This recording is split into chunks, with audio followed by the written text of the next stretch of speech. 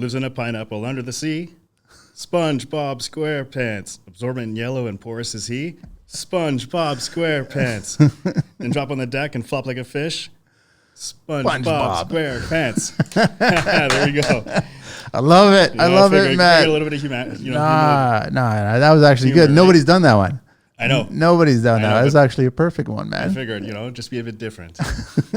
Welcome to the show, man. Yeah, thanks, Manny. Really appreciate you taking the trek. I know it's a little bit of a hike to come out this way. It was a little bit, yeah. Last time I saw you is when we got together and I was dropping off the book to you there, and we were just talking about this and getting you on the show. So I just saw the brand new trailer. All decaled out, looking pretty slick. Is it all dirty? Is it all dirty now or no? No. I keep it as clean as possible. That's my advertisement, right? Everybody, we got an interesting show. I got Matthew Hill here from ResCom. 17 years, eh? Yeah. You're a little bit younger than me. A little bit. Just actually turning 40 in October. Yeah, you're a lot younger than me, man. You got a decade on me. ResCom, no website, right? So it's just the email to get a hold of you is rescomcontracting82@gmail.com. And then on Instagram, it's rescom_GC, and it's RESCOM. Right. What do you want to talk about today, man? Whatever you want to talk about. I want to talk about how you got started and where it all came from. But give me 1 second. I got to do a few little shout outs here. I just want to let everybody know. Thank you, first of all, for the lid. I appreciate it. And first thing I did was got rid of the decal because I know people leave the stickers on. That don't make any sense to me. But thanks so much for that. And the tee as well, which I'll wear on a future show. But on today's show, I'm wearing Fabio's shirt.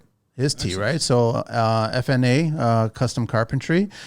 He's got a fishing page now because he loves to spend a lot of time on the water and spend a lot of money on fishing gear. That makes two of us. You should follow his page, man. But thanks, Fabio, for the tea, man. I really appreciate it. So I'm shutting it out there. I also want to start the show with a little, like a really nice, beautiful story that was shared with me. And I actually liked it a lot. At Riverview Custom Carpentry reached out to me and he sent me a message. And here's the message here. I was recently listening to show number 249, Manny, with Tom Elliott from Elliott's Trusted Trades. Great show, by the way. He says where you guys had to talk about children and his children and their interest in the trades. I always bring that up on the show. We always talk about the next generation, right? It made me think of the impact that the trades have, not so much on their own children, but on customers' children. And it's true. It's a really good point that he brought up. So this is something I run into quite frequently. He says, I live and work in a small town with many small or young families, and I find myself meeting with little ones quite often. You get to know these kids daily, interact with them, and they're interested in what you're doing, where you're going, and if they can help out in any way. I try to include them with using minor tools, help clean up, or anything they can look back and remember from when their home was being worked on and they got in and helped with it to get it completed. Do you ever run into this personally? There's got to be thousands of tradesmen and women putting the fire into the kids all over the world, just like we do. And I'm like, he's 100% right. I see it all the time. Like you see the kids' eyes light up when the cement truck shows up and excavator shows up and all these big toys. They love it. They love all that gear, right? So you also added these kids remember grabbing a hold of a nail gun or pulling the trigger. They remember the tradesperson walking in the morning and arriving on the house, and they miss these contractors once the job is done. It's true. They're always asking. They're asking their parents to come back and do another part of the job or another part of the house or whatever. So I just wanted to share that, and I really appreciate him sending out that message because it's true. It's true. Absolutely, it is. We are kind of unconsciously just kind of planting the seed into this whole next generation of interest getting into the industry, right? Because this is a big problem that we know in our industry that we're missing. We're trying to get more and more kids, right? So I also wanted to share a little story because we've got an avid listener, Simon, and our friendly neighborhood Simon, and he shared some info from the last show. I don't know, you heard the last show, right? With the boys there, Avis there. Yeah, with Avis. And so we were talking, we were talking a little bit about EVs, electric vehicles and incentives and everything like that. And Simon was kind enough, and so Simon says, and actually I'm thinking that this is going to be a new segment because Simon's always giving me some DMs here and there. He wanted to share that I shared on the show saying that, the government has some incentives that you can get $1,000, $500 towards the equipment, $500 towards the install. But he wanted to remind me that our good old premier, Doug Ford, got rid of that when he became premier. Of course he did.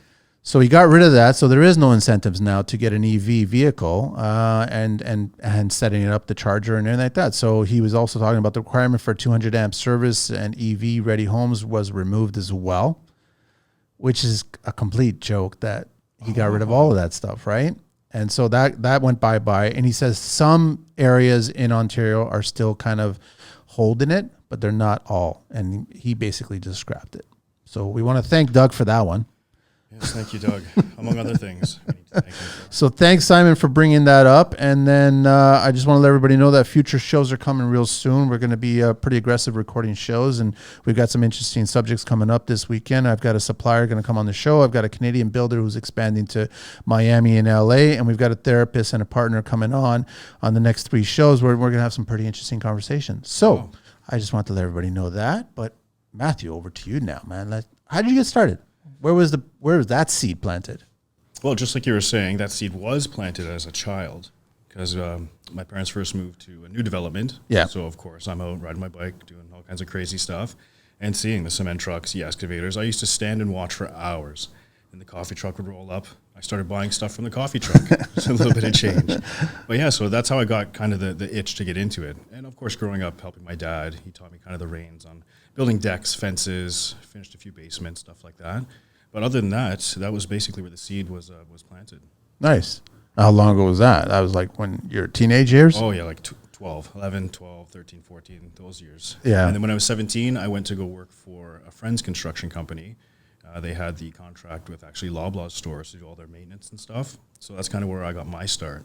It's a good place to start, eh? Like the commercial side of construction is actually a really good place to. You learn a lot of good and bad quickly. Very true. Very true. Right? Because you're pressed for time. Every day that it's not open, they're not making money. Exactly. You have to learn to be efficient. You need to figure out how to problem solve a lot faster than you normally would on a resi. Absolutely. So it's actually a good, I mean, in respect though, it's also a good place to learn bad habits. True. Right? You can learn some bad habits there. So how long did you do that for? I did that for about 8 to 10 years. Okay. And then I went That's a good chunk of time. It was. Yeah. And I enjoyed it. Don't get me wrong. I absolutely enjoyed it. But, you know, all good things have to come to an end at some point. And I just decided I wanted to go out on my own. And I did just that. Nice. So, yeah, I got it on my own. The company was previously called Hill of Contracting. Your previous... Yes, I've had 2 companies. Okay. And then when I was married, I got divorced. And that's how this company came to be. Got it. Okay. Yeah. And that's the origin of ResCom. Yes. And how old's ResCom now? ResCom's 2 years old. So you're brand new. With this... Right in the thick of COVID. Yes. Wow. Absolutely. Okay. Hit the ground running and didn't look back. And how is that? Because, I mean, I'm respectful of you guys and girls out there that actually just dove right in during COVID and still pushed through construction and still looked at expanding, still did this and took the opportunity to actually take advantage of that situation and get the work. And so how was that whole thing? Were you a little nervous in the beginning? I was. Yeah. Of course. You're always nervous of taking that big leap, right? Just going. So I went out. I opened up this business. I got incorporated, and that, like I said, I've hit the ground running, and I haven't looked back. And it's been great. I'm super busy. Lots of more work to come. The scope's getting larger. So, I mean, it's very gratifying. How are you working your business? Is it all sub-trades or you got employees with you? No, it's all sub-trades. All sub-trades, right? Why did you choose to go? I'm a hands-on working GC, I say. Okay. I'm not an off-the-site, stand-back GC. I'm in there in the thick of things every day. Day in, day out. And yeah, I'll have to sub out electricians and plumbers and stuff like that. All the right trades guys that are qualified to do the work. You don't want to go the employee route kind of thing? I do, just not yet. All right. What's holding you back? Well, first off, I'm busy enough now where I could do that. I'm worried about the other person. I don't want to have a guy and ever have to lay him off. Yeah. Or cut him down to part-time. Yeah. Or anything like that. So that's kind of what's holding me back now. And other than that, it's just finding good tradesmen to work with, or women. So there's definitely a shortage. Everybody has that problem. So everybody has that problem. And I know that I don't think people get tired of us talking about it. No. And the thing is, we're trying to come up with as many solutions as possible to try to get rid of that problem. But I don't know. Do you have any thoughts on how to get rid of that problem? I was impressed with Avis in here, where they had 6 guys in here and they had a whole team and they're over 20 crew. And, they basically just said, well, we get along, we work well together. So why don't you take care of that arm of the business and you take care of that arm of the business? And that was fantastic. And that's amazing. That it's almost like you find your best buddies back in high school and you stay friends for the rest of your lives, right? And that's it. But I mean, in construction, it's no different. It's the same thing. No, for sure. I mean, their business model is genius. Yeah. Fantastic. So how do we duplicate that with other people? Do you just keep on going through all the bad apples until you find a good one and that's it? There's still a lot of bad apples to go through. But what's making them bad, right? That's what I'm trying to figure out. Is it just everybody's just driven by the dollar? Is that what it is? 100%. It's the dollar. It's also social media plays a part in it, as you know. The filters, you mean? Just everything about the social media and the video games and all the younger generation is growing up on that. They're geared towards that. There's school programs that are geared towards that. So that's what they want to do. Yeah. There's not so much trades being pushed at them or anything like that. Recently, the government started to, give grants and have some commercials and stuff like that about getting into the trades because they know there's a shortage. They know at some point there's going to be a big shortage. It's going to happen. In the next few years, it's going to happen. Absolutely. I'm just trying to figure out how how going to start shutting down. They won't have guys. The unions will run out of guys, everything, right? So, or they're just going to hang on to wherever they can hang on to. Oh, for sure. And just accept it. But that means that you're just going to get a world of cutting corners all over the place. And then I guess your deficiencies departments will increase. Of course. Because there's going to be so many more issues with that. And then they'll just go in and just hope that clients, which are homeowners, people that are taking these dwellings, give up on trying to get it fixed properly. And that happens. And that's not, it shouldn't be that way, right? No, it absolutely shouldn't be that way. I mean, it's upsetting. It's unfortunate that there are a lot of guys out there that still do cut corners and still do some shoddy work, and they're still super busy. Like the Keystone contractor was saying, he knows tons of people, and they're still super, super busy. Yeah. I don't get it. Right? But they're also super busy. They're also getting older.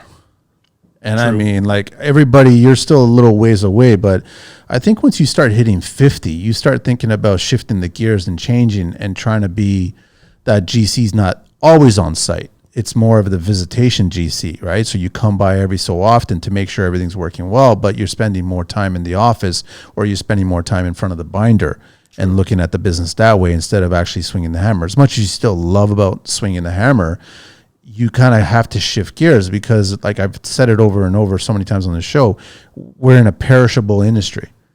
Like physically speaking, we can only go and do so much as we possibly can, right? Like we can't. I mean, there's those diehard tradespeople that you're stunned, you're surprised that they're 60 and they're 70, still pushing a swing, the wheelbarrow, the sledgehammer. They're still doing all that stuff, but even looking at them, you're like crying from your aches and pains, wondering that's gotta hurt, right? So how do we do that? And then you get the younger generation comes in, and I honestly believe that the younger generation getting in at 20, mid-20s, they don't want to be swinging the hammer into their 40s. They want to be running the show into their 40s and then finding that younger generation. They want to come in at 20 and run the show. Well, that's the other big problem. It's the dollar value. When you start hearing about laborers asking for a certain dollar value that some days, and you know this, on jobs, you're not even making that dollar value. No, exactly. Like you can't come on site and make more than me. Yeah, so it's like you kind of have this awkward glare between each other. And you're like going, okay, I get it. You're 20, and I've made that joke several times where you're asking for more than your age, right? And so you come in and you're 25 years old and you're asking for $35, and you're like going, you're not worth it. You know what? The electrical contractor that I use, I'm pretty loyal with all the trades that I use, so I use him all the time. He says the exact same thing. There's guys coming out of school, even third year, fourth year apprentices, and they want to make like journeyman rates right out of school. So where are they getting that number? I don't know who's teaching them. I don't know where they're picking this up from, but it's happening. Is there a disconnect with the educational? There has to be. There has to be. Are they kind of glossing over and just telling them, yeah, sure, get into trades, you'll make $100,000 your first year? I think not true. No, I think that's what they're being told. It takes a few years to get to that number. Of course it does. Right? Of course. So how do we change that? But then also there's also a lot of, I guess, pre-apprentice program schooling kind of crap that is misguiding them, because I'm hearing from a lot of pros that are saying these kids they don't know anything, man. They spent 10 grand, they gone to this pre-apprentice school, and then they come into the real world and they don't know anything about the real world, but yet they're asking for those real world prices that, you know, you should be asking for 5 years down the line. As far as I know, those programs don't have apprentice programs with them, right? Or any placement programs. So it's all bookwork. It's all up here. Yeah. And as you know, you could know all kinds up here, book after book after book up here. But if you can't use this, your hands. It's a combination of the two. Right? It's funny how in the industry you shift gears, because I've always said that you better spend more effort on when you want to become a business owner. So when you want to become a subcontractor and you're a business owner now, you have to shift gears with that paper, right? Absolutely. And you got to learn how. And I've told people in this industry, you basically do yourself a huge service if you actually went and did a night course or some course for business. Just learn about business, figure out a business. 100% correct. Every tradesperson out there thinks that they're a genius at business, and you're like, I'm sorry, but you're not a genius at business. You're a genius at swinging hammers and doing woodworking, tile, and concrete. You're a genius, perfect. Business, you suck at, man. Yeah. And you need to be, and they don't want to be told that. Sometimes they marry the right person that kind of shows them that you should do this and do this better, and then they show you, oh, I didn't realize I can do that better, right? True. Always a better way to do it, right? The paperwork is the more difficult end of, I think, our trade, for sure. Why do you think that? Do you think it's because they don't want to come across like ignorant or something? Like, I don't know. I don't know either. I really don't know either, to be honest with you. But so we've always said construction's an industry that you always are learning every single day. Yes. So why is it that the physical part, most tradespeople have no problem being taught how to learn something new? But yet, when you try to tell them about paper, organizationals, you know, the whole stationary side of the business, they have a problem with it. They frown upon it. They don't want to learn about it. It's not a masculine thing. Is that a stupid, like, is that how it is? I don't think that's so much of it. I mean, it can be overwhelming. It can be monotonous.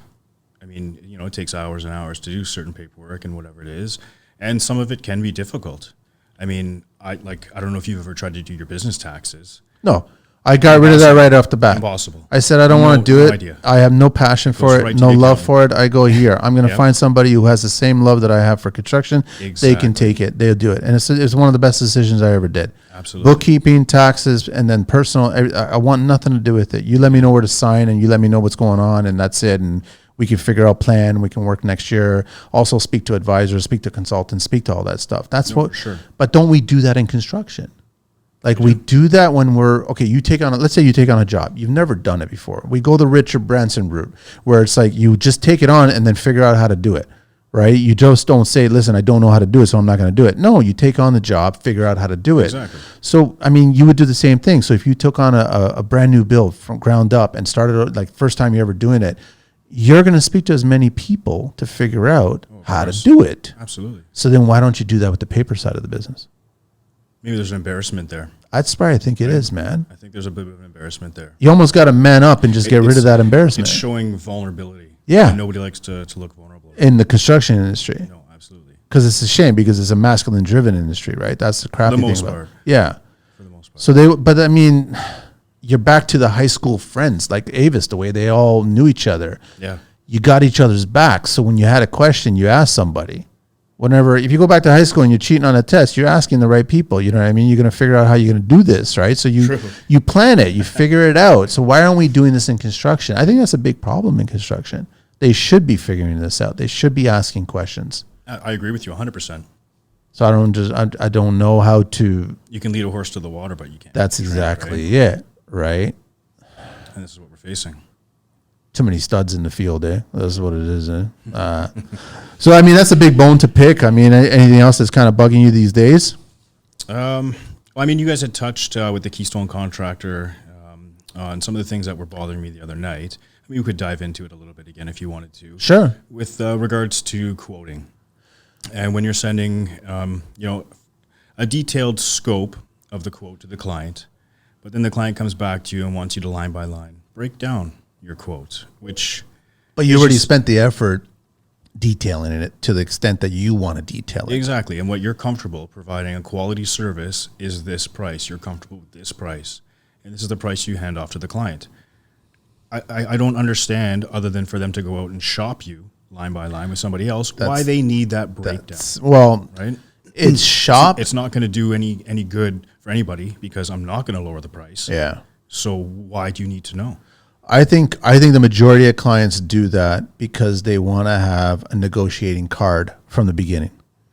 And like that's a saying, huge mistake. Why is the construction industry always the negotiating? I love seeing stories on Instagram of other tradespeople posting, sharing, I went to go see a client, we were talking, everything went great, and then all of a sudden something like that happens. Mm-hmm. And then they said, you know what, I'm not the right person for you, I'm going to walk away from this. And then the client gets a little upset because now they can't get another quote from you to do this, but you just saw a red flag. Mm-hmm. And then you'd rather walk away because you've got enough experience to understand that this is just going to get worse. Of course. If they're like this now in, the in prelim stages, essentially, what's it going to be like during the project?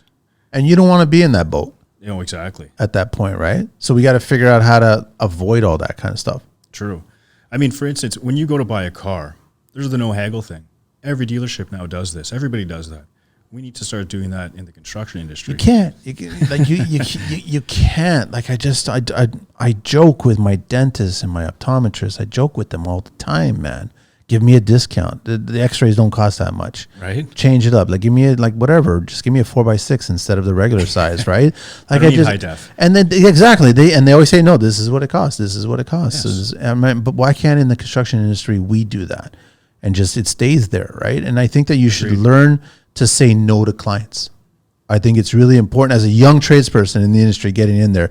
Don't be afraid to say no to clients. It's true. It's a hard pill to swallow. It's hard to learn to say no, right?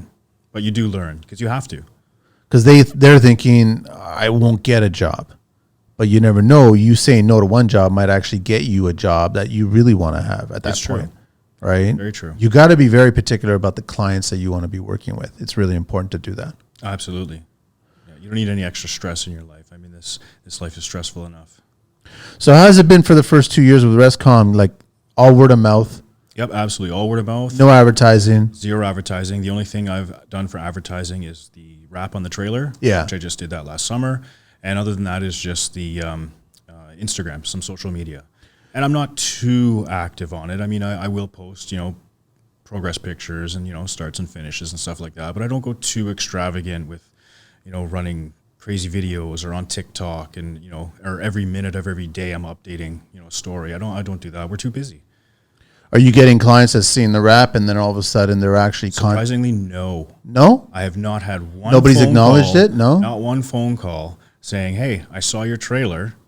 Because the phone number's on the back of the trailer. I know, but it's a nice looking wrap. It is. I would figure people would see and then go, that's the starting of the conversation. Maybe they think I'm too fancy. That's the other double-edged sword, right? It, but maybe. I mean, one time in my life, whenever I was quoting way much younger, and a window supplier showed up with a 4x4 with a lift and monster tires and all this other shit and had the logo on the thing and everything, and I dismissed them just based on that. Yeah. I said, like, okay, so I don't understand it. I don't get it. You're a window installer. Do you really need this kind of 4x4 Bigfoot looking thing? I don't get it. I mean, it's I guess it's noticeable and it's kind of cool, and maybe you're like thinking it'll get you work, but it didn't appeal to me, and I didn't hire the person based on that. I didn't hire the person. I'm the exact same way. Right? Exact same way. I thought that was totally exaggerating. I just thought it was too much. But your trailer's pretty it's a standard size, not a huge trailer. It's only 6x12, single axle. Yeah. Yeah, and it's not too flashy. When I went to the place where I got it done in Oshawa, I said I want it to be noticeable, but not flashy. I'm not trying to show off. I just want people to notice, that I'm out here to make money and I'm a business. Yeah. Feel free to call. So, but surprisingly, I've not got anybody that way. But still enough work and keeping you busy, and you're getting into the new year with work as well too, right? Yeah, I'm booked into the new year. Nice. And I have a few more, handful of quotes out right now. So if I end up getting those quotes, then it'll be nice. How is it for the quoting?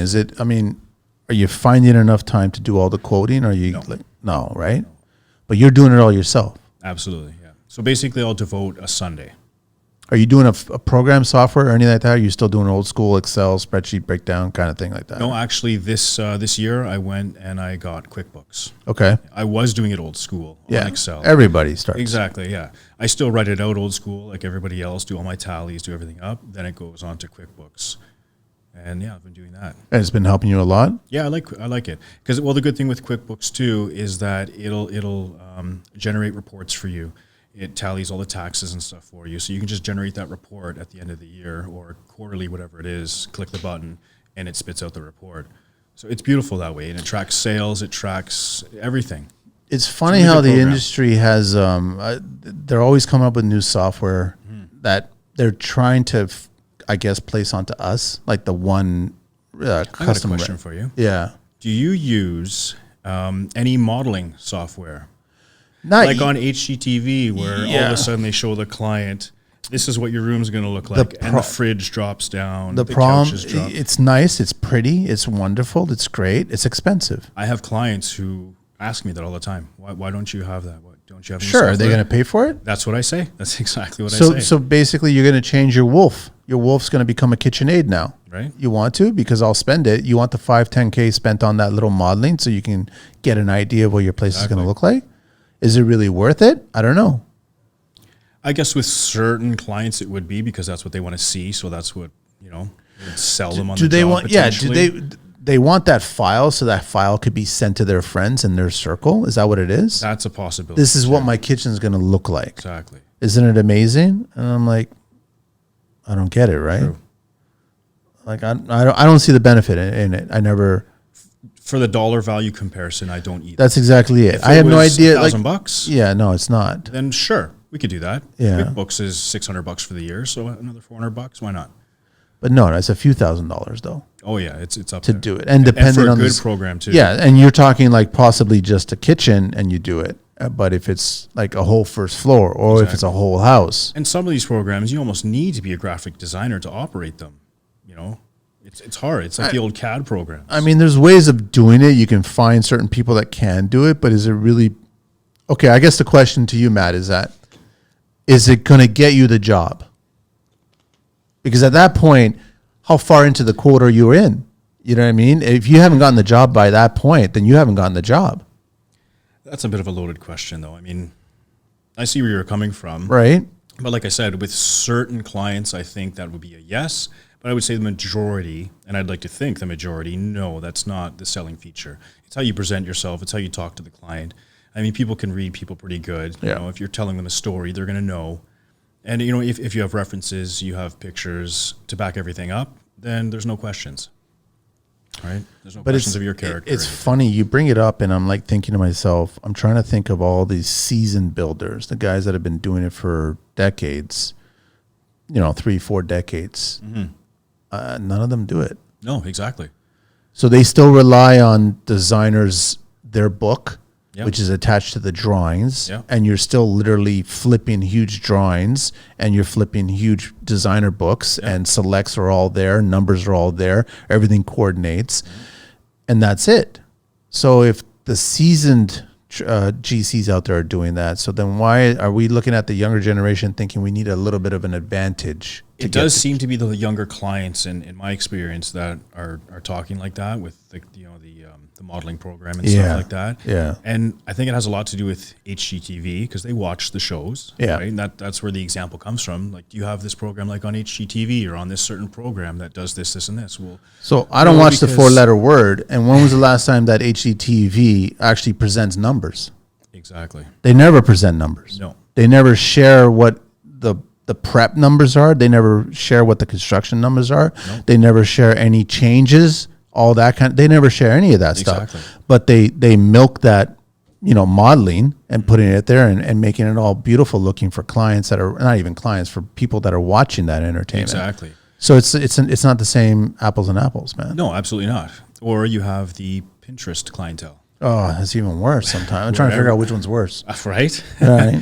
It's like, can you do this? And they pull up something on Pinterest. Well, sure. It's just everything's on Pinterest. I want this. I saw it on Pinterest. Can you do that? I saw it on Pinterest. You know what you should do is just take that Pinterest image, and there's a guy now who's come up with a 3D printing full scale in real life. So you actually just set it up on the wall and just print that image on the wall. And here you go. Excellent. It's done. Sold. Your built-in is done. It's right there. It's not functional. There's no depth to it, but it looks like there's Looks depth. amazing. All right, let's talk a little history, man. I want to ask you, Matt, Can you think of some examples of underground structures? There's a lot of underground construction that has happened during the history of time, still continuing. Are we talking bunkers? I'm talking any kinds of things, but the majority of underground structures, they all fall into a few categories, right? So transportation, hydraulic, engineering, tunnels, subway facilities, power plants, hydroelectric, warehouses, cold storage, pedestrian passes. We know PATH in Toronto here. Garages, all kinds of garages and things like that. Reservoirs for drinking water. What is the deepest known structure on this planet? Structure. I'll give you a hint. It's in China.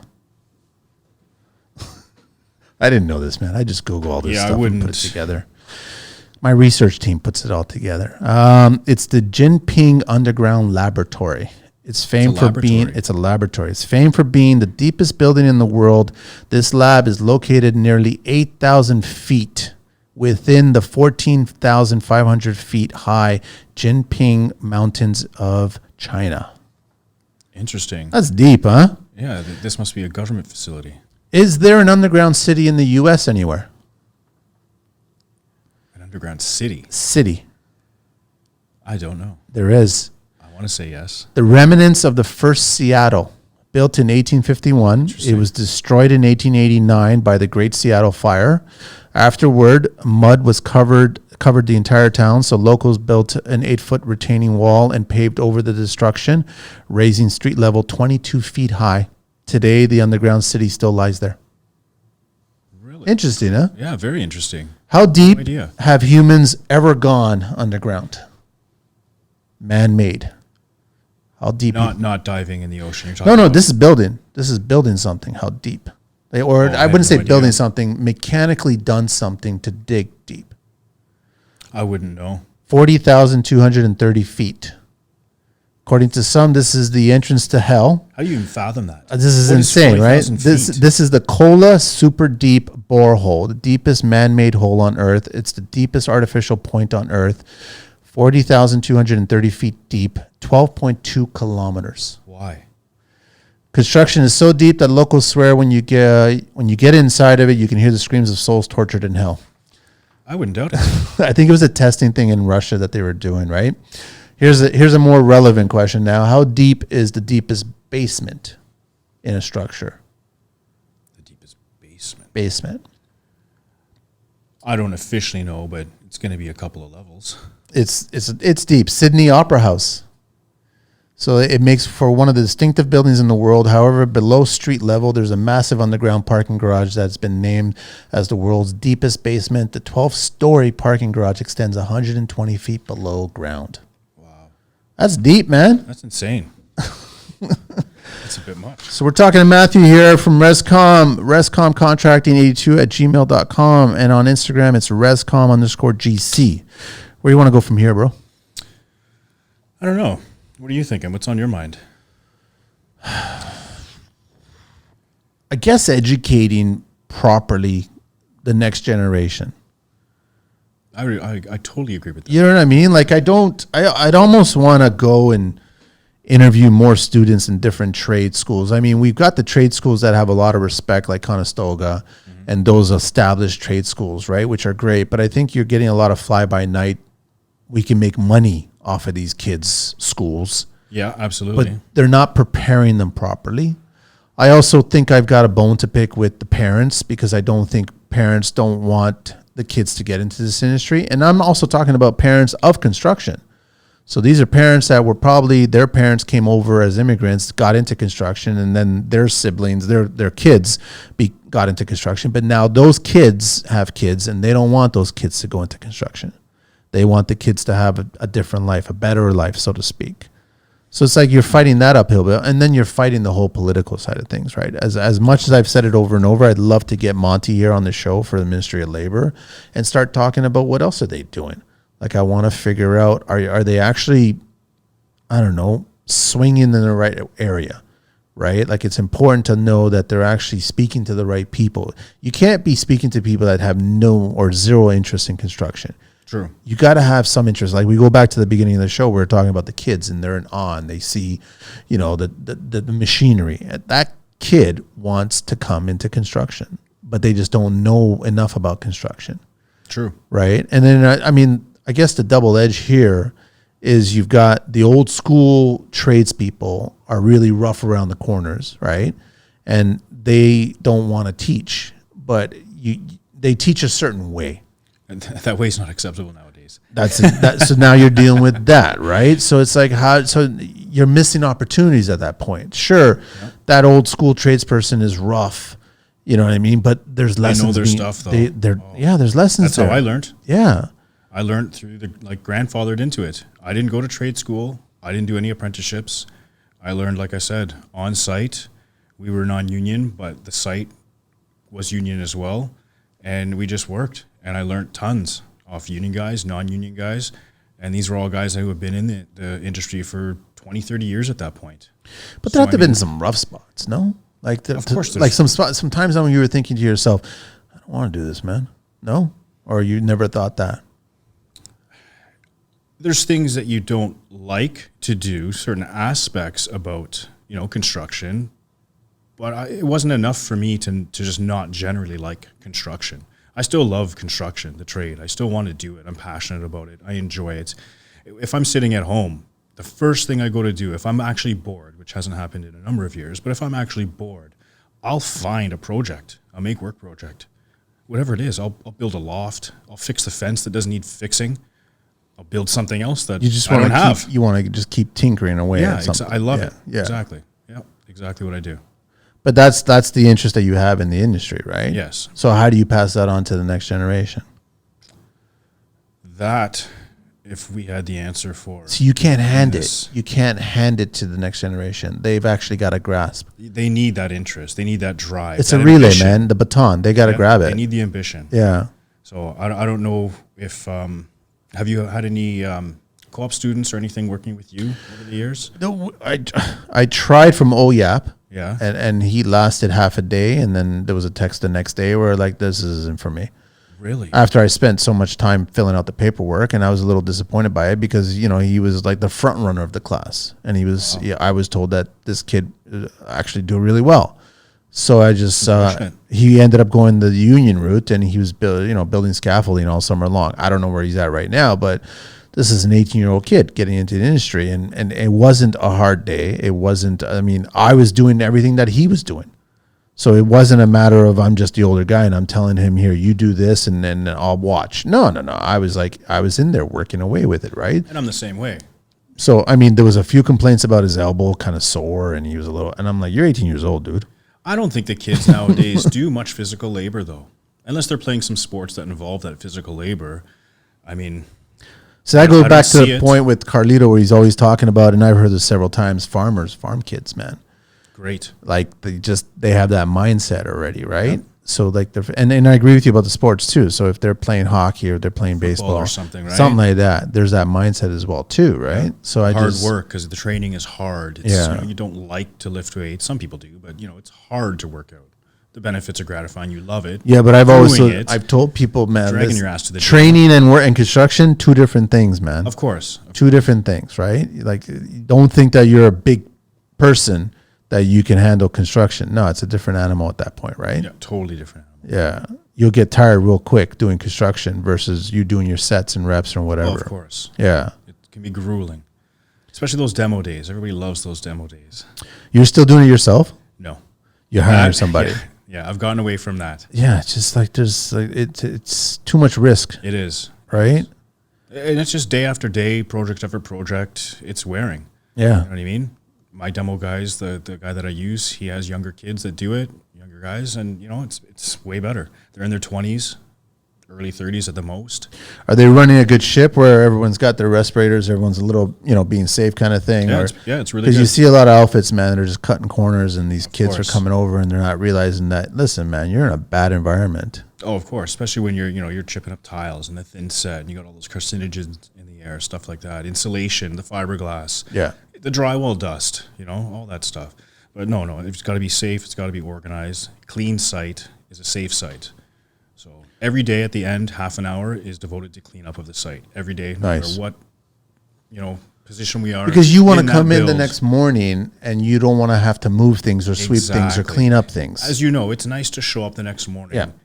Fresh. Clean Start. slate, fresh. Yes. Not look at, oh, that guy left that Yeah, there. I know. Oh, can you do this? Will I do that? No, you can now start. You have your tailgate talk or toolbox talk or whatever it is. Okay, today the scope is this. This is what we're going to tackle. Can you do this? We're going to do this. We'll meet back up and we'll see what happens, kind of thing, right? So, Because that half hour in the morning is going to ruin the rest of your day. That's a problem. When that Real half bad hour at taste the in your end of the day will actually make your next day. for sure. And And it's not like we stay half an hour later. no, It's within. you're doing the it as you're 8-hour wrapping your day. If you're Exactly. smart enough, one of the first lessons I learned was from Ziggy, who's a framer, is that towards the end of the day, you're like already talking about, okay, so if you're going to the truck and you're like in the last hour of the day, you're going to the truck Exactly. and all of a sudden bring something with you.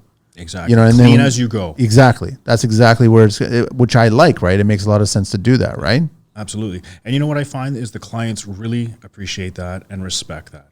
10 tradespeople on site carrying one item each is 10 items that get moved a lot faster than leaving it for one person on site in the morning. Exactly. And then, of course, if you got people working around, everyone's complaining about somebody else leaving a mess or not, pulling their load, whatever the case may be, right? So it's just nice to have that happen. It's respectful, it's responsible. It's nice to see that. And it's definitely the way I like the sites to run. I saw a post last week or the week before. I saw a tradesperson who's actually been on the show before. He was giving up one tool brand and he was selling all of Giving them. up Yeah, he was on selling a tool brand. yeah. And then I wanted to do that a few times. I sent him a message just asking him, are you getting out or what's the story? He goes, no, I'm switching. So he was switching colors, and I was like, I'm trying to figure out, because I don't think we talked about what you are, but I'm assuming you're yellow. I'm going to assume. No, what are you? I'm red. You're red? How'd you get to red? I have a bone to pick about that. Really? About red? Why? Just What's complaints Milwaukee about- done? What's Milwaukee done? You ever use their fuel cordless? No, but I know of another trade that just had all of his batteries stolen, and he had to spend another $25,000 or $2,500. The No, GPS? no, he hookup on he that? didn't log it in. He didn't do that all this okay. shit. Someone walked in the job site and took all of his batteries, No took him job the box? skill set. No, secure job site, but Never a secure job well, the site. problem I said to him is like the unfortunate thing is inside job. It's Right. not We've some had security complete guards. stranger. Yeah. I was walking by a job site and I just figured, let me go in and see if there's some Milwaukee batteries that I can take. No, there's somebody that was already on that job site that saw those batteries and said, I'll come back and take them. Yeah, nowadays you can't trust anything. Even leaving a job site or a job box on site is risky. So You going wanna back do to it, right? going back to the bone to pick with red, because I like that. The problem is I've outfitted myself with all Milwaukee because, of course, the kit's expandable. Yep. So you want to get different tools because you have a handful of batteries, but you could have 50 tools that use those batteries. So you keep expanding and you expand. Some of the stuff is great. Some of their stuff is great. Don't get me wrong. Some of the stuff I use every day, I'm really having a problem with. And I want to switch. Like what stuff? My impact gun, my hammer drill. And I bought the good top of the line. I thought the Milwaukee impact gun was good. It's not? What is it? What's going on with it? It's intermittent. You know what bothers trigger? Yeah, you know what bothers me the worst? Bosch has that problem sometimes. Finished carpentry, Yeah. You're putting something in finished carpentry, a screw, whatever it is. And it's intermittent, and all of a sudden, whoa, that's not what I wanted it to does do. that. Yeah. Or you put it in reverse and want to back out a screw.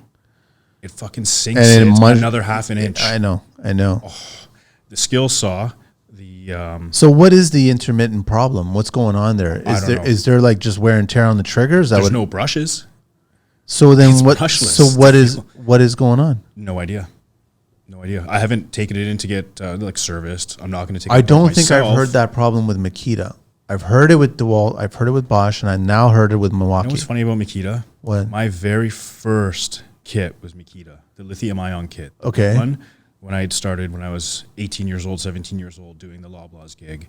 And that kit lasted that whole 10, 12 years, and I beat the crap out of it. As you know, doing commercial work, Yeah. it's a lot more heavy duty. The concrete's thicker, it's harder. The steel's thicker, it's harder. the I-beams and stuff like that. All the floppy doors are hung with steel beams on each side, cladding it. We had to drill through them to fix them. For, half an hour, you're drilling through steel. Those batteries, that kit lasted 12 years, no problems. I loved it. Why I switched? Well, that was my next question. Well, because Makita hadn't jumped leaps and bounds in the fanciness and the technology, and that's what got me. And the expandability with at the time kits, right? Because if you have the Milwaukee brochure and you open it up, it looks like a stadium. Yeah, it's beautiful. Yeah, there's like 3,000 tools there, right? So that's where it is. But let me tell you, that Makita kit, fantastic. So you're thinking about going, because so he left Makita, went to DeWalt. So you're thinking about leaving Milwaukee or just partially? No, if I'm out, I'm out. I hate having a little bit of this and a little bit of that. Yeah. And that's just more So stuff, you would more buy batteries, all more into chargers. another one and that's it? That's what's holding me back, because that's what I would do. That's what I want to do. What were you saying? You were saying there was something wrong with the skill saw as well too? Yeah, the skill saw, the guard. So unless you hold it open and you cut your piece of wood, it will catch and bind. At the start of a cut? Yes. So then you have to. I don't know what's wrong with it. Like, I don't abuse the tools. It hasn't been dropped from a height. It hasn't been electrocuted. It hasn't been left in the winter. It had, like, nothing. The tools are still in great condition. Have you reached out to Milwaukee and just asked them? No. That's laziness on my part. Well, it's not so much, because, I mean, like, I've heard of other trades that are all one color, committed, love it. That's who they want. Find plumbers are big on Milwaukee because their plumbing tools are apparently fantastic. Yeah, well, plumbers and HVAC and electricians are all going to be geared towards red. That's just the majority of it, right? But I mean, like, I don't think the reps are stepping up enough. I think the reps are actually dropping the ball, and they probably think about it how I've got an hourly paycheck. I'm good. You know I'm what making truck money. I always see at Home Depot? What truck? The Milwaukee truck. Why are they always there? Stocking, doing things. When do you see a yellow truck? Rarely do I see the yellow truck or rep floating around. Yeah. I happened to actually buy all my red because I was in Home Depot. He was setting up the new kit. He threw in the new 9 amp hour battery for free if I bought the kit. Thing's heavy. Yeah, but it goes long. It's heavy though, man. It is. Powerful too. Yes. It is very powerful. The first time I ever tried it, I was like, whoa, this is a little too much, man. Yeah. It takes forever to charge. Does it? How long? Couple hours. Like, it's a while. Wow. The Double or Tesla's triple. charged first, eh? Probably. Jeez. Well, only if you have a 200 amp service. Yeah, exactly. That's what it is. So I would reach out to them, but then what are they going to do? They're not going to do anything. It's out of warranty. Yeah. Everything, right? So, yeah. And they're just going to blame it on me anyways. You're in construction. But you make a tool. For construction. You're not making a tool for a homeowner who's hanging pictures. It's true. But I would have to send in the tool and be without a tool probably for them to then turn around and say yes or no. And like I said, they're probably just going to blame it on you because it's out of warranty. So you think eventually you just go to Makita? Is that what things are? Now that Makita's lineup is actually pretty impressive. I haven't seen Makita's new stuff. If there is some stuff to look Good, at. man. Well, if you want a Makita point of view, just reach out to Gary from Mayor's Carpentry because he's full Makita. Like full. And you're yellow, of course. I'm not yellow. I'm blue. I'm Bosch, man. You're all Bosch. Oh, yeah. I prefer Bosch. I totally prefer Bosch. You know what? I love Bosch for certain things. But that's the truth of it, right? There's like I've got a mix, but the majority is Bosch. That's just my situation, right? But I mean, it's rare to see drills, the drivers, the hammer drills, all Bosch. Bosch. No problems. But I still have a Bosch oscillating tool, but I still prefer using my fine. Even though the fine has a cord, I still prefer using it. Those are nice. Right? I think it's a much better. Those are expensive. Well, it's $500, and I've had it it's got to go on 15 years now. I've had it. Wow. Right? But they're geared towards finished carpentry, those tools, are they not? Yeah, that's what it is. And now they got a battery version of it as well, too. And I mean, I've always been a fan of it, but I mean, would I ever buy the battery? I don't need it. I mean, it's got a 15-foot cord. Oh, there you go. Like, what's the point of that? I don't even need to bring out an extension cord at that point. What do you think of Festool? Overpriced. True. And they have some really great products, though. They've got some ceiling sander with the vacuum. Yeah, overpriced.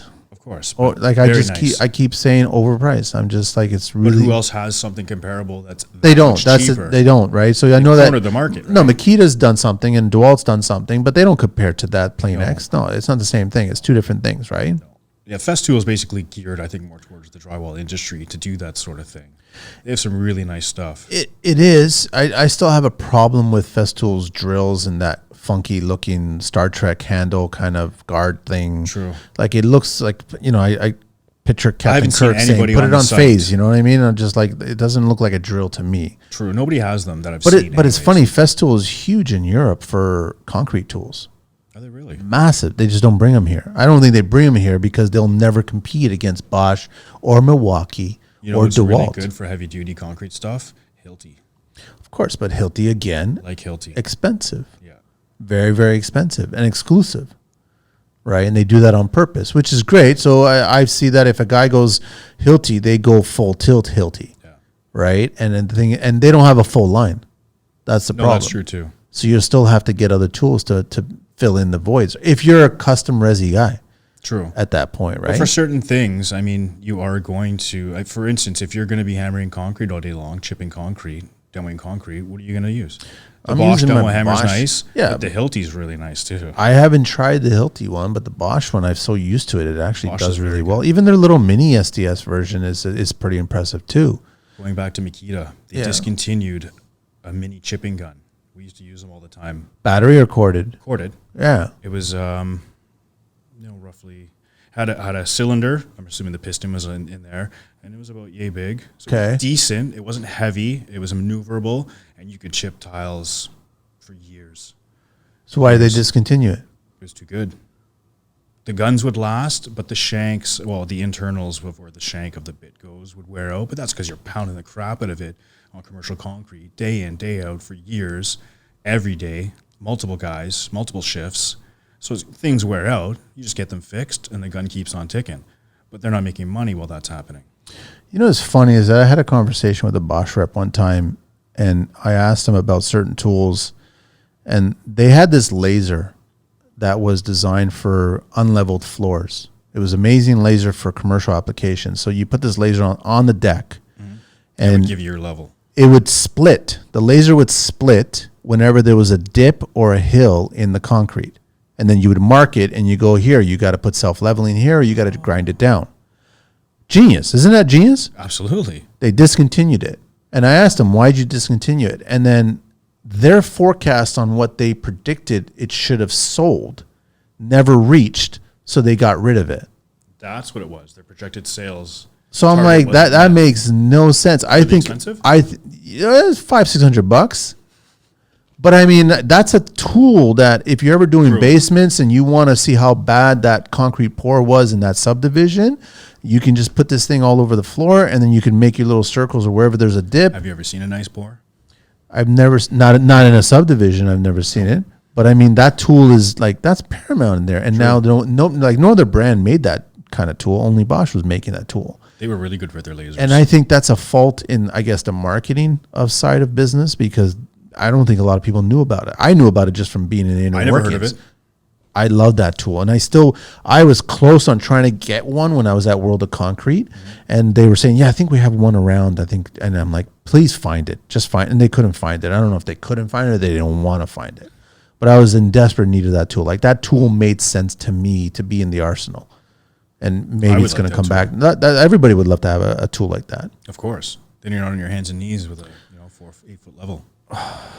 OBC talk, Matthew. You ready for some OBC talk? Sure. Is safety glass a legal requirement as part of the OBC? For what application? Wherever you're using glass. I guess you're using glass in windows and doors and other applications. I want to say no. It actually is. For just window panes? No, not for window panes and doors. It's not. So it depends on at the level of the window and pane that you might have to go In with safety commercial glass. applications, I say yes. Yes. Yeah. So now there is a standard, right? So what is the safety standard to be compliant? It's the ANSI. Like I remember skipping through that book. ANSI Z87.1 standards meet safety glasses must be tested for non-impact rated or impact rated lenses and frames, as well as exposure to non-ionizing radiation and chemicals. Safety glasses are also tested for ignition and corrosion. What is the difference between safety glass and window glass? So tempered safety glass is much stronger and more scratch resistant than regular glass. It also cannot be reworked as easily as regular glass, or it will break or crack, and it needs to be handled with care during installation. Yes. That's true. My glass guys told me that tons. If you break a sheet of that. How do I know if glass is safety glass, which is basically tempered glass? How do I know if it is? Just by color, as far as I know. It's a little bit greenish, no? So hang on a sec. So greenish glass, it has more, is all recycled glass. Bluish glass is all virgin glass. It's all brand new. That's the difference. And blue glass, because I remember doing a shower and it was specific because nothing green was in the shower, nothing green tone. Doesn't matter what glass you choose. If you choose a generic glass, it's going to have a green hue to it on the edge. And generally speaking, when you look at it, it's got a green hue to it. Yeah. If you wanted, and you've got a blue theme or you got a cooler theme or like a nice cold white theme, you want to go the blue glass, but it's like twice the price because it's virgin glass, right? Tempered glass, the way you know it is that there's a small label etched in the corner of the glass. They have to etch that small label that says that it's safety glass. Makes sense. That's it, man. So safety glass should be fitted on all doors and other windows or glazed areas that are lower than 800 millimeter from the floor level. So if, I guess all those new modern looking homes that have full glass backs or doors or windows, whatever, like the whole fascias, they have to be all safety glass panels less than 250 millimeter wide. Because they would also have to be somewhat structural, no? That's why. So, of course. So a little bit of OBC talk right there. Excellent. That's it, man. What do you want to talk about now there, bro? We've covered a lot of things. There's always plenty to talk about. Oh, of course there is. Any interesting projects on the horizon, or? I'm focusing on this for now. I've got some stuff that are brewing. I'm being particular. I'm treating myself kind of like I would say Rocky IV. You know what I mean? I'm just waiting for Drago to show up or something like that, so then I can go someplace else and get back into training and then get on onto a job site, right? Fair enough. Because I think I've been dealing with too many Clubber Langs. If everyone can visualize all that now, right? Because I've got the Rocky box set. But I was actually curious because I want to ask you. You've got that lovely label on your shirt sleeve there, huh? I want to ask you why. Is it why okay? You have to ask me? No. Hang on a sec. So let me ask you this question: is it making you money? No. I think you already know the answer to that. So then, no, it is not. It's not making you money? No. Okay, so everyone that's watching this show, you can totally see that there's a Baeumler Approved label on your tee there, and I'm curious on why certain trades would go that route and get that if it's not benefiting you. But at some point you probably thought it benefited you. I thought it would benefit me, not so much for feeding me business. It hasn't fed me one client, but I honestly thought that the homeowners would appreciate that. That I'm not I'm not the fly-by-night guy. That I'm taking the time to invest in these things to get credited. And some people, you know what? Some people love it. Don't get me wrong. There's some people that the HGTV people love it. Okay. There have been people that have asked me what that is, what that's for. And so they didn't know anything about it. Not a clue. But they're HGTV people? No, I haven't. I'm assuming they're not. Okay. But I'm just saying most of the HGTV people, the clients that I deal with, they're super excited about the Baeumler thing because they, Baeumler and Homes is all over HGTV. Not so much anymore, but you know what I mean? But there are some people who don't even know who Brian Baeumler is. Oh, there's plenty of people, man. Yeah. There's lots of people. Well, I'm sure there is. But I'm just trying to figure out why, like when I do see it, I mean, are you doing it just for the sake of doing it?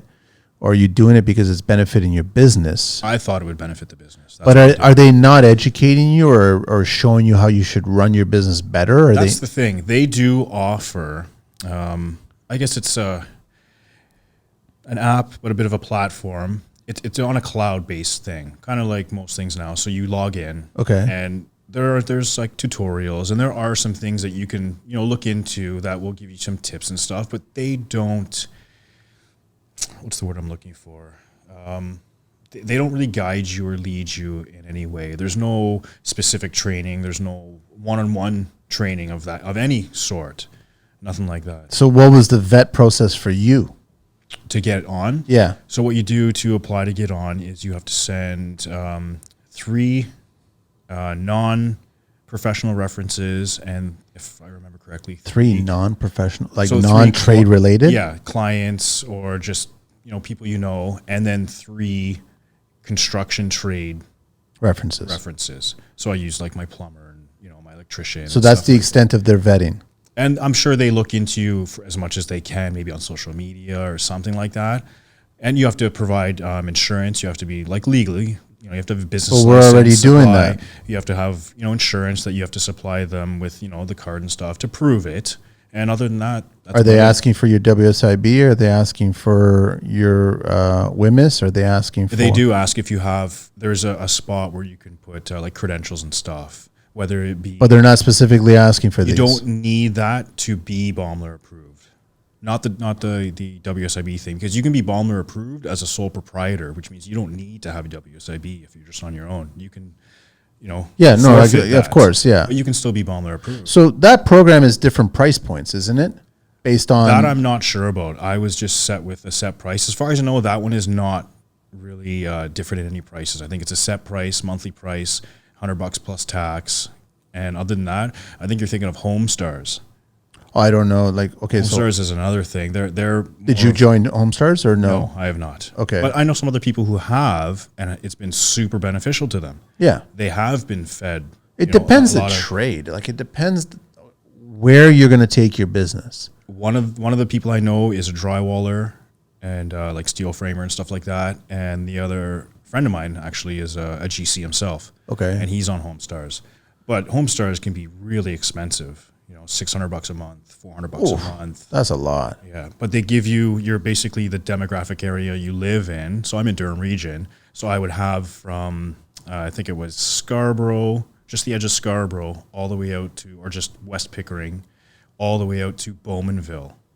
And that would have been like $400, between $400 and $600. Oh, so you went through the whole process to find out? I looked well, they called me because obviously they're searching Instagram. So I got the call, hey, I saw your Instagram profile, you look really professional. I like your work. Things are going good, blah, blah, blah, this and that, like HomeStars likes what they've seen, this and that. Are you interested? This is what we do. This is how much it's going to cost.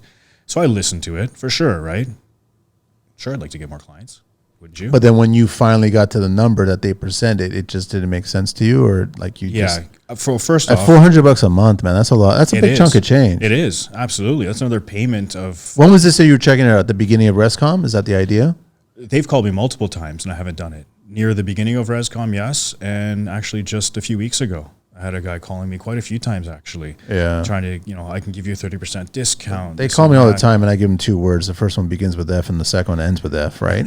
And then I hang up. But, I mean, it's just, I don't see, they look at numbers, and that's what I have a problem with. You're a number for them, right? You're a number. That's all. Exactly. They don't look at your business. No, so they could care less. You started this whole show talking about it's all word of mouth. Your business and your brand and what you've done is all word of mouth. That's not them. No. They don't do that. Nope. They're not interested in word of mouth, right? Apparently there's tons of people, and I don't know if this is true. Apparently they have tons of people that go to their site, their app or whatever it is, their site, to look for accredited contractors that are recommended through HomeStars. Yeah, there's lots of people that do that, right? I get it, and that's what they're using. They're using that data. It's no different than House. House is always hounding you as well. They stopped hounding me for the longest time, and then I wasn't given the award. I'm not the best, one of the best builders of whatever. I think the last one was 2019. And I'm like, I don't care about any of that crap because they focus on geo-targeting, right? See, I'm starting to I'm not too interested in that. I'm too busy anyways, so you know what I mean? I'd like to hear just so I can educate myself. Try to figure out what's out there. Yeah, and so I can navigate through all the mines. So are you going to stay with Baeumler? No. So you've been with them for what, a year? Hang on a sec, Matt. Can you say no again? No, I am not. Because you don't do anything for me. Okay, that's what I thought, right? Because I want to, as long as they're doing something, and I've heard that. I've spoken to so many trades. I've looked on they what tried they it offer. for the 1 year, exactly. Yeah. And then all of a sudden they said that I didn't see the benefit, man. Nope. It didn't, I guess it didn't lift up my business. No, absolutely not. Right? So what was the point of that? And at that point, it's a number. Right. So, and I get it. $100 a month, $1,200 a year. You have 1,000 members. You're in the $1 million range now, is what you're doing. Yep. It doesn't cost anywhere near that to operate a website. It doesn't cost anywhere near that to upload contractors, tradespeople's contact information. True. It doesn't do any of that. So that's a lot of profit. It's just profit margarine. That's all they're doing, right? And I'm like, well, You're forgetting the end user here. You're forgetting the tradesperson here. You're forgetting their business. Exactly. You should be like a coach, a motivational coach, a person who's actually there going, hey, Matt, what's going on, man? How's everything? Is business good? It doesn't matter to them, right? They're still going to get that money. The money comes in. So are you committed to a year, or is it you can leave any time? I'm not sure how with Homestars, you're stuck. You got. That's what I'm. Yeah, that's what I was referring to. With Baeumler Approved, you can cancel at any time. I think they ask you to stay for 6 months. I don't think it's mandatory, but I think they try it out for 6 months. Yeah, just give it a try. Kind of. Yeah. Yeah. Really I could do the same with heroin, but I'm not going to do that. Right. All right. So it doesn't make any sense. I look at what they offer and it doesn't make any sense to me. That's why I don't agree with it. Right. And I guess part of the plan of $100 a month, you getting a sticker you can put on your you get trailer. some stickers. You get the logo files. Oh, so you can use it. Because I sent whoever did all my my clothing. Yeah, your merch. I had to send them the files. Yeah. So that's what you get, and you get the rights to use and display. Can you send me those files? We'll talk after. I'm a little bit creative. I can come up with something to do with that logo. Let's talk a little bit of Green Book talk here, man. Okay. Ladder safety. Oh, ladder safety. Yeah. Isn't there a bunch of gray area there? Actually, everybody tells me. No, there isn't, man. I know there isn't. Ladder safety is pretty serious, man. So Very true. Every employer should have ladder safety training. Right. So a worker employed by a greenhouse, this is just a little story here. It doesn't end well. In the Burlington area was required as part of his job to climb a ladder to water the top of the 8-foot tall bales of potting soil. The worker was on the ladder and went to switch the watering wand from one bale to the other when he missed a misstep and then fell. The worker suffered head injuries and died in the hospital 7 weeks later. The greenhouse pleaded guilty to failing to provide the training, instruction, and supervision to the worker and was fined $100,000. So a life is worth $100,000 for ladder safety. It's Apparently. stupid, but if you have workers who use ladders, and we're in construction, how many times have we used ladders? We always use ladders, right? You should be doing ladder safety training with them when they are hired and again on a yearly basis. Your training should include the following: transportation, how to mount that ladder on a vehicle plus proper carrying techniques, storage, including proper tie-offs, inspections, what defects to look for. This should be done each day you use the ladder, and written records should be kept of that. Setup, how to properly set up both step and extension ladders. And the last one is safe usage, including maintaining 3-point contact. We all know about the 3-point contact. How to deal with carrying equipment up the ladder and what not to do. So, I mean, I know that we, quickly grab a ladder, but there's a ladder I got to actually chuck because it's a 6-foot ladder, and there's a crack in it. There's no sense in trying to figure out when that crack's going to go. You just get rid of it. It's done. It's a garbage piece. And please, everybody, don't put it to the curb, because someone will come along and they will just take it. And they'll just be like, I'm just going to use it once in a while in the backyard. And then all of a sudden, the crack will go, and then all of a sudden, no, you don't want that, right? So, destroy the ladder, bring it to the landfill, bring it to your recycle area, and just throw it out. Garbage, done. That's what I'll do. I'll just take it to the next dump run. Yeah. Right in the dump. A lot of guys just take advantage of the ladders. Like, you'll buy a 32-footer or whatever or something, and then you'll beat it up and put it on top of the truck, in the truck, throw it on the ground, all kinds of stuff. You're damaging the ladder. Exactly. So you just got to be aware of that. So that's why I wanted to just share that, man. For sure. Very important. We're getting close to the end here, and I'm just trying to figure out what else you want to touch upon, man. Where's the future of ResCom? Well, I would definitely like to grow ResCom to a larger outfit. I would like to focus on some larger scale jobs, get into, possibly some additions, some builds I'd like to get into, and also focus on the commercial end of it too. Get into commercial side? Yeah. Well, I already do some commercial work. That's what ResCom is. It's residential and commercial. Yeah. So cool. I do both. Yeah. So I currently do some work for Tim Hortons, Wendy's, and Esso, but that's only because they're all together. So it's basically just Tim Hortons. Yeah.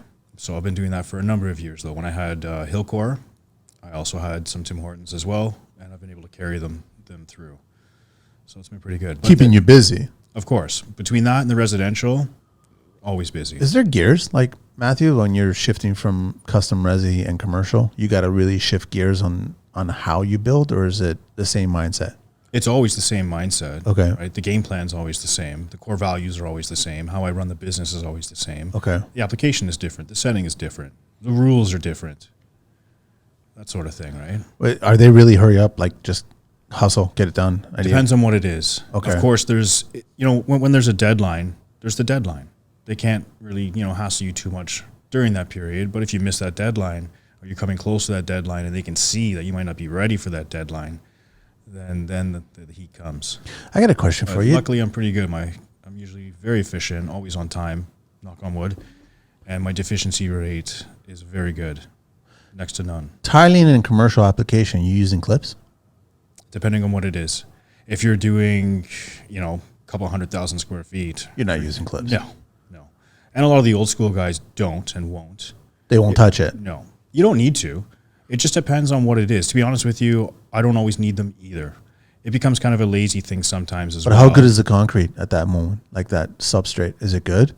Oh, yeah. It's always good. Yeah. Well, unless it's had like VC on it, VCT, or carpet tiles. Yeah. Where But they normally bring somebody in to just rip all that stuff out and then you're left with the bare concrete, and then they'll etch it. Yeah. Right? They etch the concrete. So then it can be laid on top of. Yeah. But I don't know if you've heard, I've heard tons of times, and it happens a lot with the small renos that the restaurants go through, whether it's Tim Hortons, McDonald's, tile over tile, stuff like that. Well, that you got plenty of companies that are creating products that will do that. They say they can do that, yes.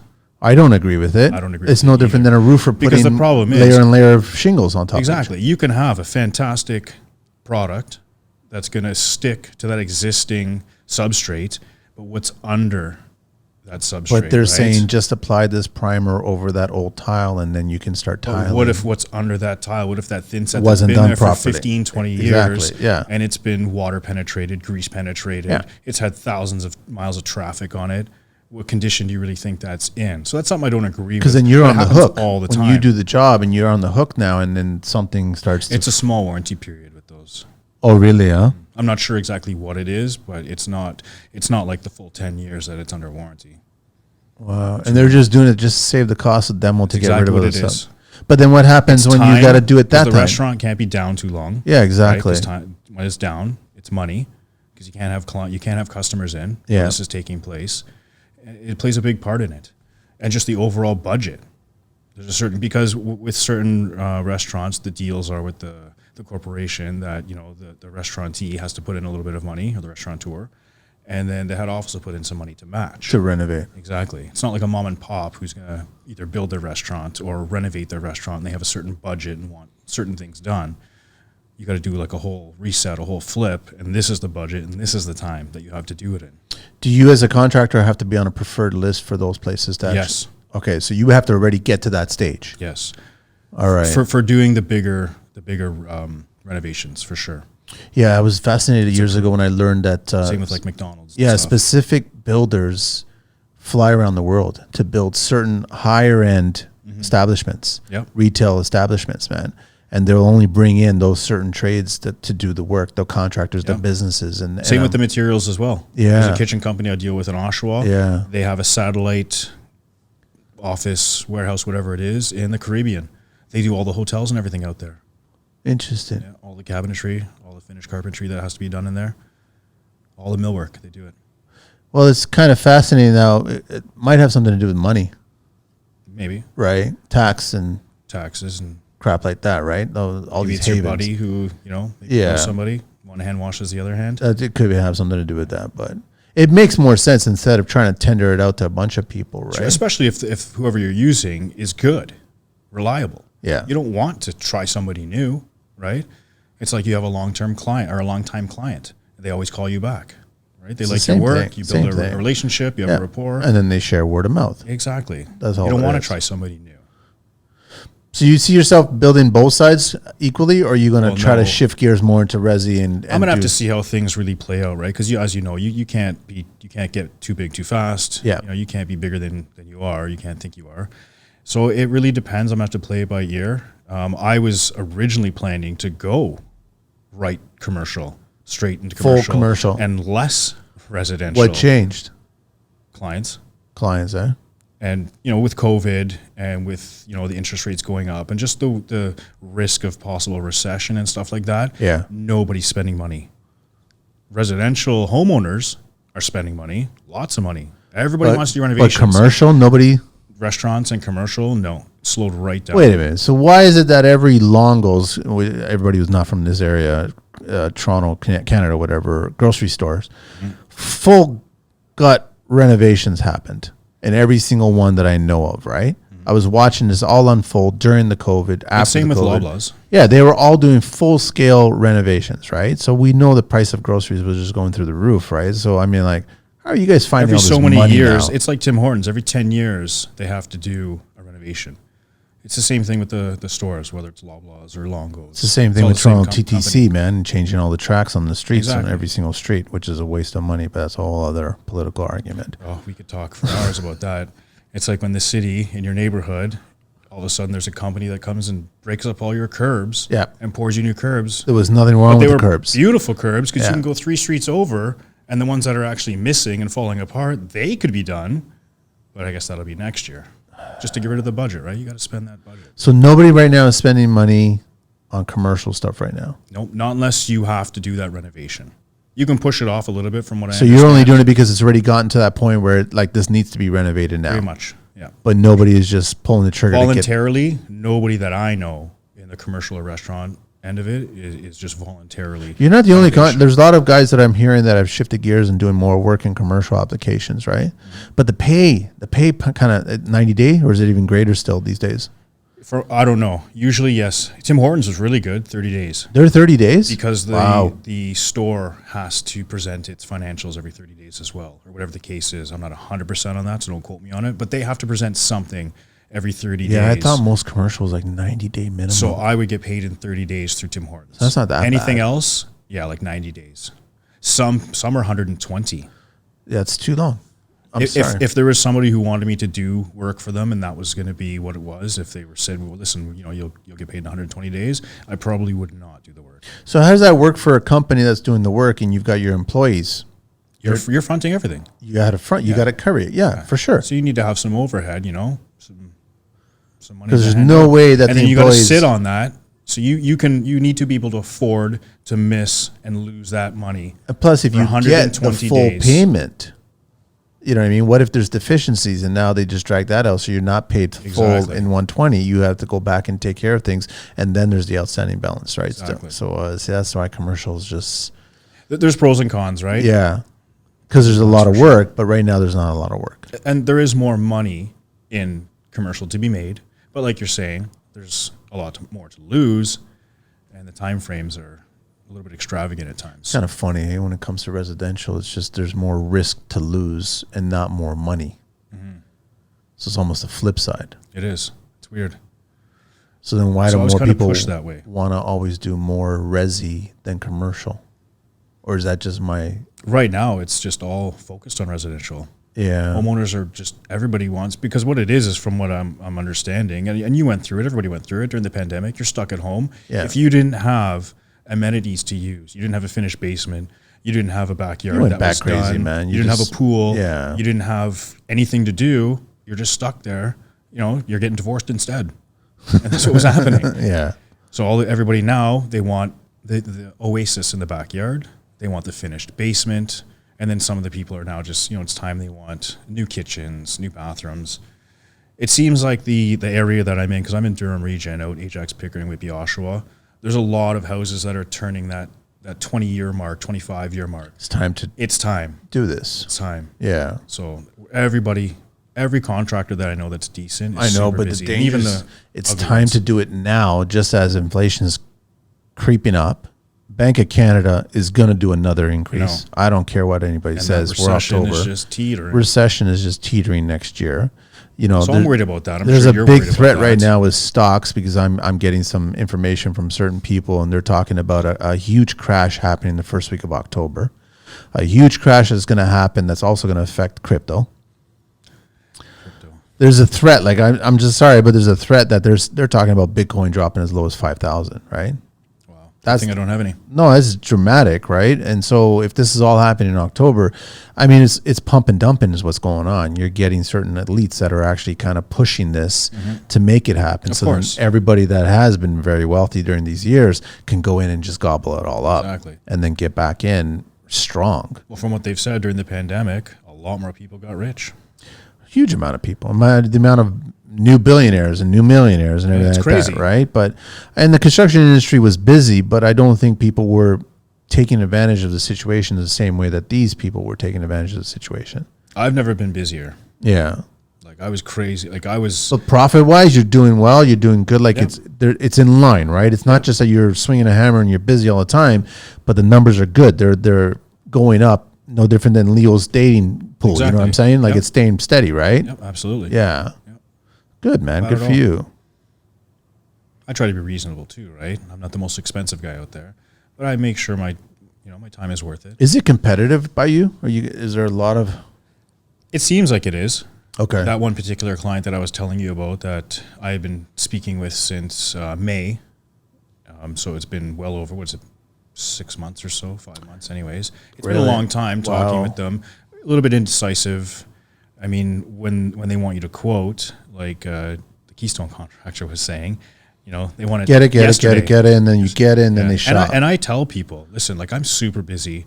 I'm behind on a handful of other quotes. Like I'm being totally honest and upfront with them. Like I need a couple of weeks. But as soon as 2 weeks go by, I get a message, I get a phone call.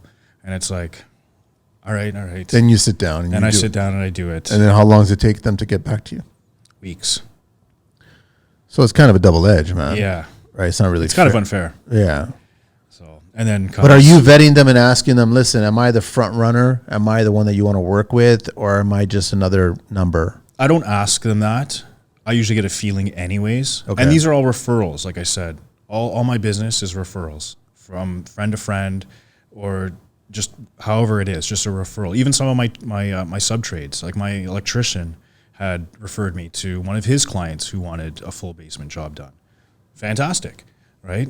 So I go in there knowing that they're interested, that I would be a front runner being referred. Yeah. And as long as I don't, shit the bed and, I present a good case, because I'm always upfront, I'm honest. People can see that, they read that.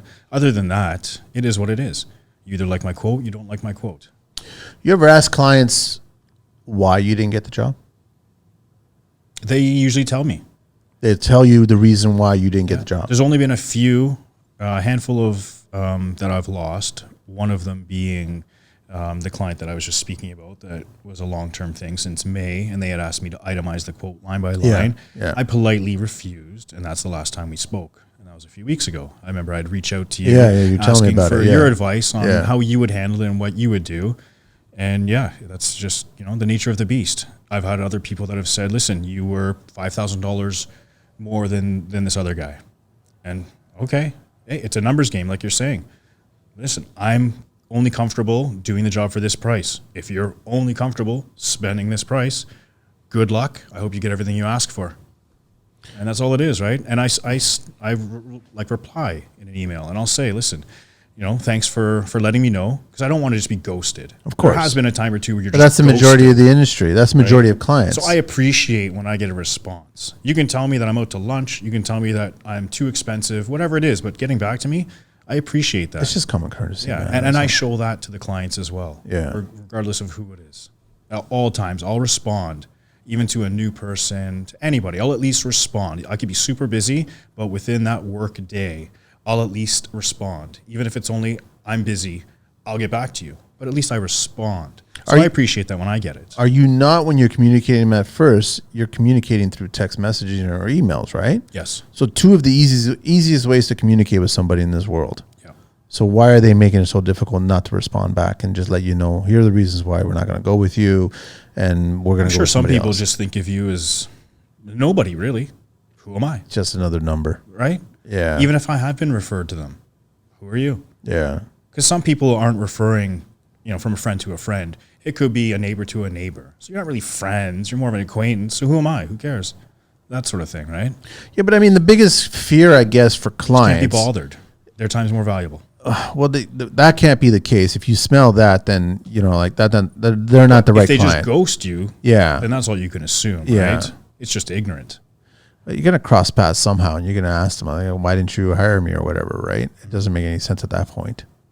True. I don't know. I think clients should actually spend, like, if you've taken the effort to go there, meet them, discuss it, talk about options, and tell them who you are and what you do and why you're this way and all this other stuff, then have at least a common courtesy to come back and listen. Exactly. We would like to have gone with you, but we found somebody else. Sure, they were a few $1,000s less, but that was the deciding factor. We're going to pinch. And most of the people I deal with are like that. It's always about final numbers, right? Yeah, I've got a pretty good group of potential clients that I come into contact with that are pretty respectful. Yeah. But like I said, there's a few that are bad apples and a few that just don't care. And yes, it usually does come down to numbers. Once in a blue moon, it'll come down to scheduling. The particular They want it sooner than you are available. that, or some people are super particular with when renovations get done. That client that was referred to me from my electrician wants a full basement done. Yeah. Doesn't want it done in the winter, Okay. right? Fair enough. Doesn't want guys walking in the cold with the snow blowing. Sure. You're getting, muddy, wet boots all over the place. Even though we put down protection, floor protection, that sort of thing, right? I always cover up everything. People just don't want the hassle. And I can appreciate that. So that's just the case. That's the nature of the beast that we have to deal with. All right, man. I think we're ready to wrap up here, man. Any other final words you want to share? No, not the present time. I think we're doing pretty good. No, man. All the best. I mean, hopefully a couple of years from now, it'd be much bigger, and then you're not on the tools as much. Yeah. You know what, though? Going back to what you said about that, I don't know if you're particularly like this, but I'm like this. It's hard to find somebody that you can trust as your lead, your foreman, whatever it is. 100%. It's hard for you to take that step back and hand over your baby, right? Right now, I can't do that. I don't know if there's going to be a But how many more years before you actually have to do that? Exactly, where I'm forced to. That's probably what it's going to happen, is I'm going to be forced. But do you want to be forced to do that, or do you want to be prepared to do that?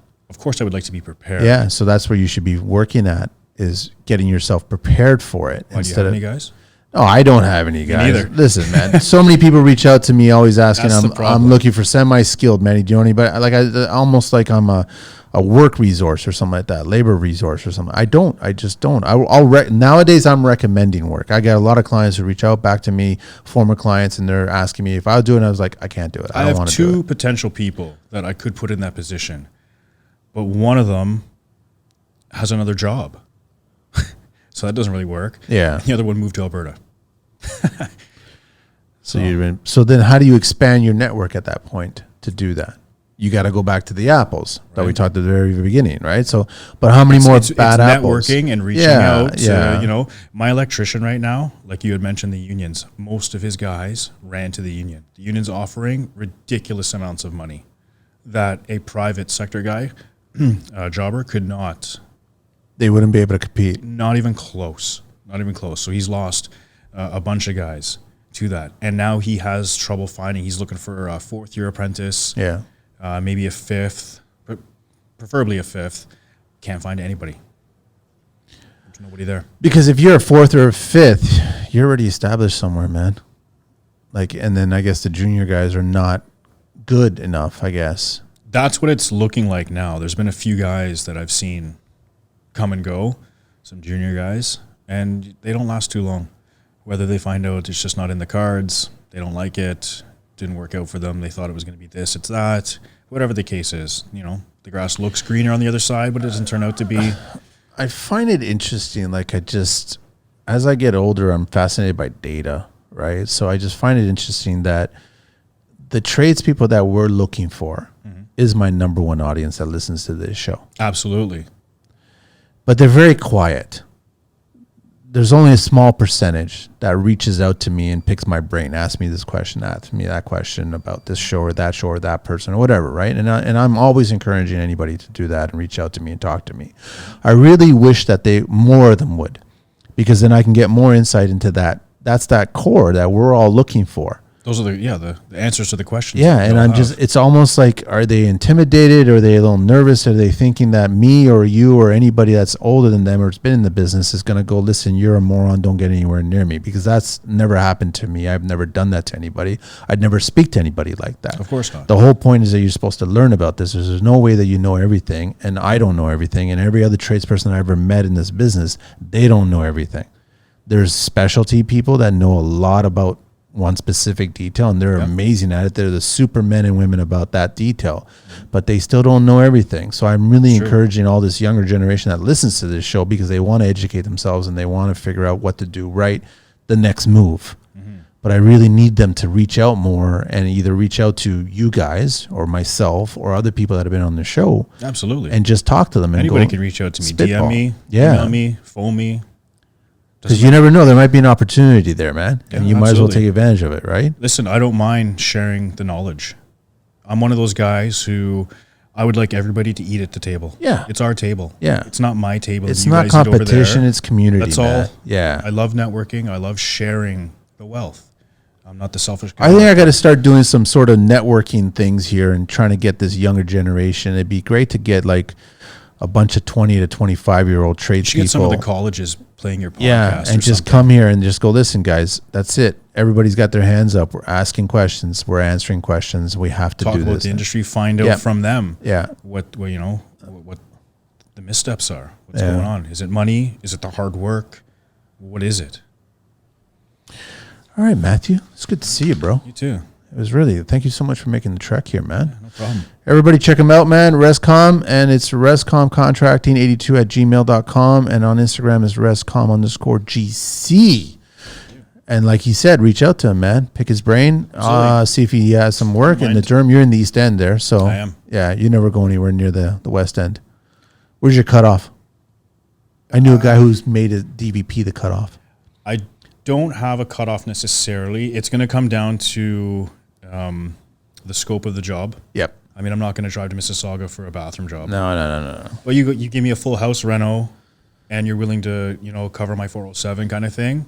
I'm all for it. Then it's worth it. Of course. It's worth it. Yeah. If it's worth it for me, it's going to be worth it for the client. It's worth it for the client. It's going to be worth it for me. So we can work together. But some people don't want to do that because, like Jason was saying, that travel expense, the per diems that you have to charge, It adds up. people don't want to eat that. Yeah. They want us to eat that. We can't. Not with fuel, not with expenses, Exactly. not with anything. Not driving half across the city. When's the last time you drove across the 401? At any given time. I do it all I'll put it to you this way. time. If 407 parking didn't lot. exist Yeah, I and know. I had to come here on the 407, I would have had to leave at probably 2 in the afternoon, or I just might not have been able to come. Yeah. Matthew, we got one last segment, man. 12 questions of construction there. Ready for this? I am. What is your favorite construction word? Fuck. What is your least favorite construction word? Injury. What turns you on in construction? The finished product. What turns you off in construction? Problems. What is your favorite curse word or phrase? Fuck me. What is your favorite vehicle? Anything in the world? I guess I'll say a Lambo. A Lambo? Any Lambo? The Aventadors are nice. Everybody likes that. And what, sorry? Everybody likes those. What is your least favorite vehicle in the world? That Nissan Leaf you guys are talking about. I hate those things. What construction sound or noise do you love? I like to hear the nail guns and hammers. The framing parts. Yeah, it's actually Absolutely. a symphony. I always thought of it as a symphony. Yeah. What is your what construction sound or noise do you hate? The what do you call those? The reciprocating vibrating tools. The oscillating tool. Yes. I know. The meow. There's a meme going around right now from Jim Carrey and Dumb and Dumber, and want to hear the most annoying sound, and they cut to a DeWalt oscillating tool going. I love it. Oh, those are the worst. I shared it with so many people. I loved it. What profession, other than your own, would you like to attempt one day? OnlyFans. What profession would you not like to do? OnlyFans. Not like to do. Accounting. Yeah, no, I can't stand it. Last question. If heaven exists, what would you like to hear God say when you arrive at the pearly gates? We've been expecting you. Nice. Matthew, thank you so much, man, for joining us and being on the show finally. Everybody check him out, ResCom, ResCom Contracting 82 at gmail.com, and on Instagram, ResCom_GC. Thank you. We are out of here, man. Thank you so much, man. All right, take care, guys. We'll talk soon. Thank you. Take care.